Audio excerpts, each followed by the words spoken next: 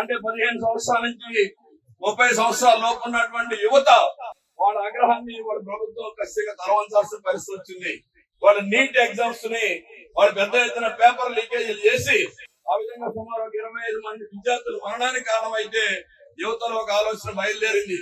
ఎవరో ఒక జడ్జి ఒక నిర్ణయం చేశాడు, వీళ్ళంతా కూడా బొద్దింకల్లాంటి వాళ్ళు, ఇవాళ వీళ్ళకేం పని పాట లేదు, వీళ్ళందరూ అన్ని సందర్భాలలో వచ్చేసి రోడ్లకు నిరసన చేస్తారని చెప్తున్నాడు. ఒక కడుపు మండినటువంటి సాఫ్ట్వేర్ ఉద్యోగి అమెరికాలో ఉన్నటువంటి జాబులు కూడా వదిలేసి మొత్తం భారతదేశంలో ఉన్నటువంటి ఒక ఆన్లైన్ ఉద్యమం ప్లాట్ఫామ్ స్టార్ట్ చేస్తే అది ఏ విధమైనటువంటి ఫలితాలు వచ్చిందో మనం చూసాం. ఎలాంటి ఫలితాలు వచ్చినాయి?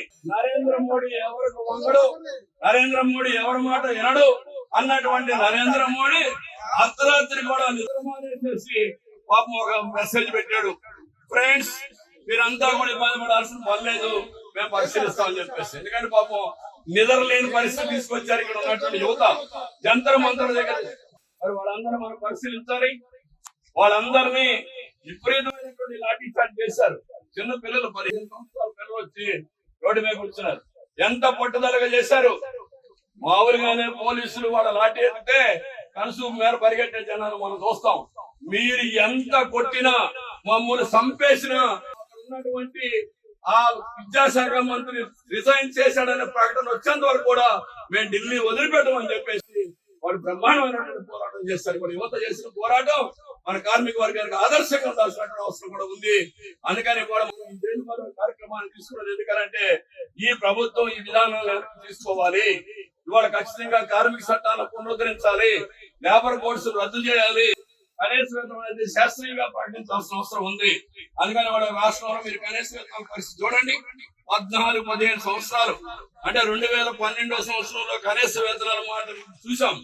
అప్పటి నుండి వచ్చిన తెలంగాణ ప్రభుత్వం కనీస వేతనాలు సవరించలా, అదేవిధంగా కాంగ్రెస్ ప్రభుత్వం కనీస వేతనాలు సవరించలా. కానీ మొన్న హడావుడిగా జీవో నెంబర్ 6 తీసుకొచ్చారు. ఎందుకు వచ్చింది అనుకుంటున్నారు జీవో 6? ఇది కూడా కార్మిక వర్గ పోరాట ఫలితం. మొత్తం ఢిల్లీ చుట్టుపక్కల ఉన్నటువంటి ఎన్సీఆర్ నేషనల్ క్యాపిటల్ రీజియన్ పరిధిలో పనిచేస్తున్నటువంటి కార్మిక వర్గం ఆగ్రహం కట్టలు తెంచుకుంది.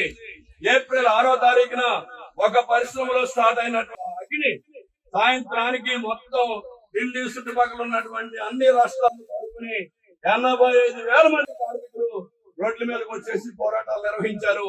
ఆ పోరాటాలకు తలోకి అక్కడ ఉన్నటువంటి ఆదిత్యనాథ్ గవర్నమెంట్, యోగి ఆదిత్యనాథ్ గవర్నమెంట్ 10,000 రూపాయలు ఇచ్చి 15,990 రూపాయలు కనీస వేతనాలు అనివార్యంగా పెంచాల్సిన పరిస్థితి వచ్చింది. అందుకే తెలంగాణ ప్రభుత్వం, రాజస్థాన్ ప్రభుత్వం, కర్ణాటక ప్రభుత్వం, అనేక ప్రభుత్వాలు ఇవాళ కనీస వేతనాలు పెరుగుతున్నాయి. ఈ కనీస వేతనాలు కూడా సరిపోవు. ఇవాళ పెరిగినటువంటి ధరలను దృష్టిలో పెట్టుకుంటే మొన్నటి వరకు 26,000 రూపాయలు నినాదం ఇచ్చాం. అందుకని ఈ దగ్గర నుండి ఈ పోరాటం నుండి 42,000 రూపాయల కనీస వేతనం కావాలి అని చెప్పే పద్ధతిలో